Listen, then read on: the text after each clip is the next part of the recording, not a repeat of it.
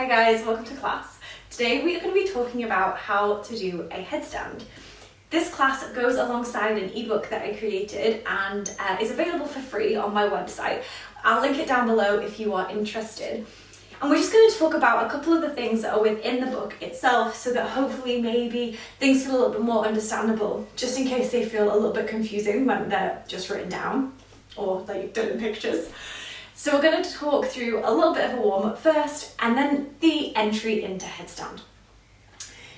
We're going to start seated, so if you are comfortable kneeling, stay kneeling. If you want to grab, I'm not sure what my blocks are, a couple of yoga blocks and sit on them instead, that's totally fine. But just somewhere that you can have your hands down by your sides, because I want you to find some tension in your arms, so you might need a slightly elevated seat. So when you found somewhere comfortable to sit, I want you to bring your hands into fists and bring them down by your sides. They can have palms facing in or palms facing out, just so that you've got like this tension, this pull down into your arms. We're going to start with some neck cars. Take a full breath in. Reach through the crown of the head, arms are strong, hands in fists, press through the tops of the feet. Core in, so ribs in. Exhale, draw your chin towards your chest. So we're just moving from the neck. The chin is going to slide across that left collarbone as if you're trying to bring your chin to your left shoulder. From here, tilt your ear down towards your left shoulder, stretch through the right hand side, keep the right shoulder down. And then lift the chin as you circle all the way around, bringing right ear to right shoulder. Good, bow the head, chin to right shoulder. Chin slides across the collarbone to center, and head comes back up. Good, reverse, chin to chest. Chin to right shoulder. Ear to right shoulder, keep the left shoulder down. Lift the chin as you circle all the way around, left ear, left shoulder. Chin to left shoulder. Chin to chest, and head comes back up. Good, one more. Chin to chest. Chin to left shoulder. Ear to left shoulder, chin lifts as you circle round, right ear, right shoulder. Chin to right shoulder. Chin to chest. And come back up, last one, chin to chest. Chin to right shoulder, ear to right shoulder, head lifts as you circle round, left ear, left shoulder, chin to left shoulder, chin to chest, and come back up. Give yourself a little bit of a shake, and then come forward to hands and knees. Okay, so from hands and knees, your shoulders are stacked above your wrists, your knees are below your hips. Take an inhale, and as you do, drop your belly. Begin to pull your chest forward between your arms. Widen your collarbones as you look up, cow pose. On your exhale, press into the tops of the feet, the hands as you begin to round. Draw front body to back body. Press into the hands. Fill the space between the shoulder blades. Cat. Inhale, lift your tailbone. Soften your elbows. Pull your chest forward and look up. Exhale, press and round the spine, draw front body to back body, tuck your chin, press into your hands. Last one, inhale. Lift the tailbone, soften your elbows so that you can really pull your chest through, lift your gaze, look up, and then exhale, press and round into the spine, tuck your chin, tuck your tailbone, and then gently release. From here, just walk your hands a little bit further out. We're going to come into puppy dog, so we're stretching out the shoulders. Now, you might stay just gently dropping your head down in between your arms, and this might be enough of a stretch. If you've got some more space, you can walk your hands a bit further forward. Maybe your forehead finds the ground. Really draw the front ribs in, so you're not letting this become a back bend. Or you might allow the chest to drop down towards the ground, or the chin. But again, we're finding a slight tuck in the tailbone, like we're trying to turn that low belly on. Spin the outside edges of the arms down. And take a few breaths here. Wherever you are, feet stay strong on the mat. You're imagining that you're pulling your arm bones back into their sockets as you let your chest drop down. Keep that core nice and strong. You're here for another 5. Can you slow your breath down? As if by slowing your breath down, you might soften in, find more heaviness. For 3. For 2. On 1, press into your palms to pick up your elbows, pick up your armpits, walk your hands back in, and then tuck your toes, downward facing dog. So just pedal out the feet a little bit. Bend one knee, straighten the other leg. Find a little bit of a wiggle. And I know that sometimes it's kind of easy to want to skip these warm-ups, to skip the prep work and just go straight into like the fun stuff, but not only is it gonna hopefully help prevent any injury, but also it's gonna enable you to find that headstand a little bit easier. Warm hamstrings means that the kind of entry into headstand is gonna be a little bit easier. But also, you know, having a strong core is gonna help with the entry as well. And it's like turning on our muscles and prepping our body so that it's gonna make it a bit easier and a bit more accessible. So it has its place. From your downward facing dog, lift high up onto your tiptoes, take a breath in. As you exhale, bend your knees like you're going to bring your chest to a rest on your thighs, and then press off your legs, let your hips lift. Begin to round the spine, tuck your chin as you round and come forward to plank. When you get there, lengthen, heels back. Draw the ribs in, send your chest forward, fill that space between the shoulder blades, and then bend the knees to a hover. Lift the tailbone as you glide back. Chest is back towards the thighs. Go again, lift the hips. Legs begin to straighten as you round. Press into the hands, front body to back body. Come all the way forward and then lengthen when you get to plank. Heels back, ribs in, heart forward, inhale. Exhale, knees to hover. Glide the hips back, chest to thighs. Last one, inhale to lift the hips. Ripple and round. Come all the way forward to plank pose. Stay for the inhale. Exhale, bend the knees and glide back. This time, lengthen the legs. Downward facing dog. Take a big breath in. Take a full breath out. And you inhale, lift to tiptoes. Bend your knees, look forward, and just walk your way to the top of your mat. When you get there, take your feet out nice and wide, maybe hip distance, maybe a bit wider, but give yourself lots of space. And then catch hold of opposite elbows, soft knees, and find a little sway from side to side. Let all of your weight just pour down through the crown of your head. Maybe shift a little bit of weight into the balls of the feet rather than letting it be back in the heels. And really see this as folding yourself in half. So maybe the knees are a little bit more bent so you can rest the chest on the thighs so you can find that crease from the hips. On your next exhale, drop your hands and then inhale, take a halfway lift. So maybe fingertips are on the earth, maybe they're up on blocks, maybe they're on the shins. But begin to pull your chest forward as you flatten your back, send your tailbone back. And then fold down, exhale. Inhale, soft knees begin to rise. Keep the hands nice and heavy, ripple through the whole of the spine. Head comes up last, arms lift, inhale. And then exhale, bring your hands to your chest. Good, inhale, lift your arms.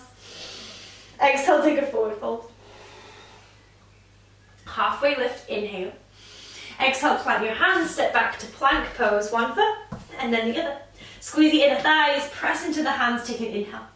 Exhale, knees down, elbows in, come all the way down to lying on your belly, point your toes. Inhale, gentle cobra, pull your hands back, pull your elbows back, pull your chest through, and then lower, tuck your toes, downward facing dog. Take a full breath in. And a full breath out. Inhale, lift to tiptoes. Exhale, bend your knees, look forward. You can walk, step, or hop to the top of your mat. Inhale, halfway lift. Exhale, fold. Inhale, soft knees as you rise all the way up. Extend into the fingers, fold straight back down, exhale. Halfway lift, inhale. Hands to the earth, exhale, step the less dominant foot back first. And then the other one. Take a breath in. Exhale, lower to the belly. Inhale, gentle back bend. Exhale, tuck your toes, downward facing dog. One breath in. One breath out. Inhale, rise to tiptoes, bend knees, look forward, walk, step or hop to the top of your mat. Half lift, inhale, hands to thighs, shins, blocks, floor, and then fold. Exhale. Inhale, arms to the sky. Last time, exhale to fold down. Halfway lift, inhale. Hands to the earth, exhale, step back to plank pose. Stay for the inhale. Exhale, lower to the belly. Inhale to back bend. And then exhale to a downward facing dog. Full breath in. Soften the knees, pull the hips back in space, take a full breath out. On your next inhale, this time, come forward to plank pose, and then drop down the knees. Let your weight sink back to your heels. We're going to come into a forearm plank. Interlace your fingers, squeeze the heel of the hands together. Place your hands on the ground, elbows shoulder distance apart, and then extend the legs out behind, right foot and then left. Fill the space between the shoulder blades. Tuck your tailbone, send your heels back, collarbones wide and forward. Keep pressing down through the outside edges of the hands and the outside edges of the arms. Don't let those hips hike up too high. We're not in dolphin pose just yet. You're here for another 5, 4, 3, 2. On 1, begin to walk the feet towards the elbows. So you're lifting up into dolphin pose, which is like downward dog on your forearms. Soften your knees if you need to. But can you keep that press into the arms? So part of headstand is using the arms to support you.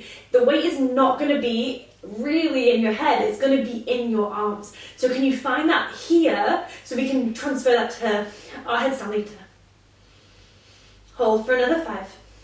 Keep pressing into the ground, filling the space between the shoulder blades for 4, for 3, for 2, on 1. Drop your knees and come all the way to sitting down on your bottom. Rest. Okay, warm up done. Let's talk a little bit more about headstand. So headstand, there's 2 options that you're going to have with where to place your hands. We have tripod headstand and with the hands on the floor, and then we have supported headstand where your hands are more around your head. Most people find tripod headstand the most accessible to begin with, but everyone is different. One of the reasons why tripod headstand can feel more accessible is because your hands are literally on the floor. And also, because your hands are on the floor, it's going to give you somewhere almost like to climb your knees up to as you first begin to lift up. So that's why sometimes people find that one the easiest. Which is also why we sometimes find curling up or tucking up easiest too, because if you're in that tripod headstand, you can almost climb your knees onto your triceps. So that's the option that we're going to explore together first, and then we're going to explore piking up into headstand to the other entry. One thing I mentioned in my book, and I'd like you to remember if you're not reading the book but you're just watching this video, is never to kind of fling yourself up into headstand. It's way more likely to cause injury when you're on the top of your head and you're going to fling yourself up.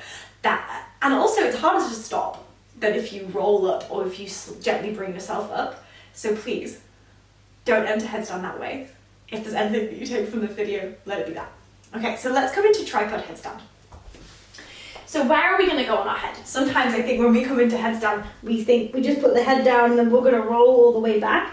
And we're going to end up kind of a little bit too far back. Really, we want to bring kind of where the hairline is, so the top of your forehead to the floor, and then you'll roll not quite on the top of your head, but more sort of in between, right at the center, and that hairline somewhere in between there.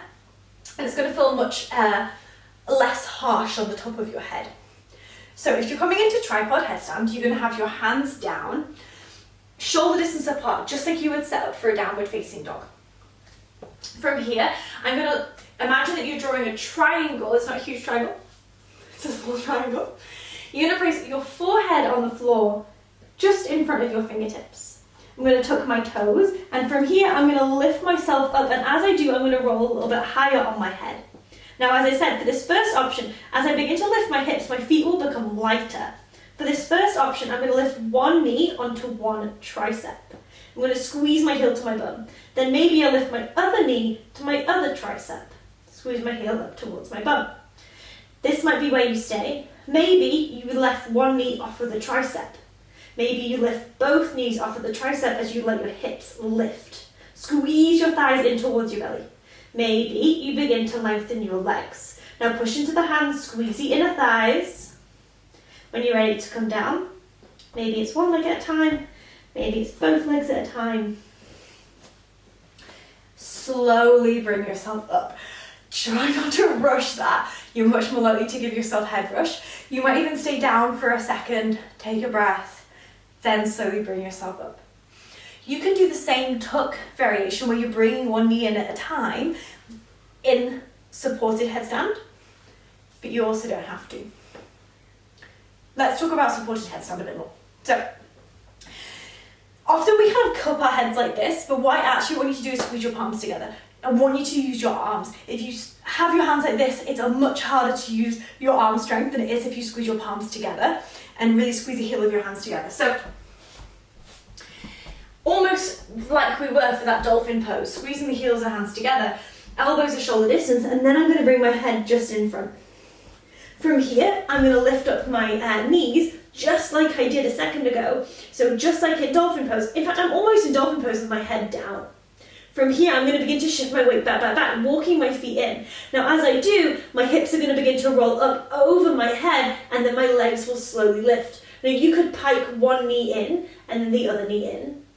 You could, as you roll up, just let the weight begin to lift the legs automatically. You could pause halfway, or maybe you begin to push into the toes and rise all the way up.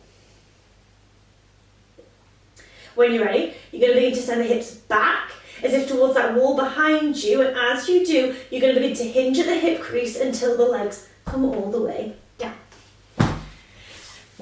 Again, slowly bring yourself up rather than doing it quickly.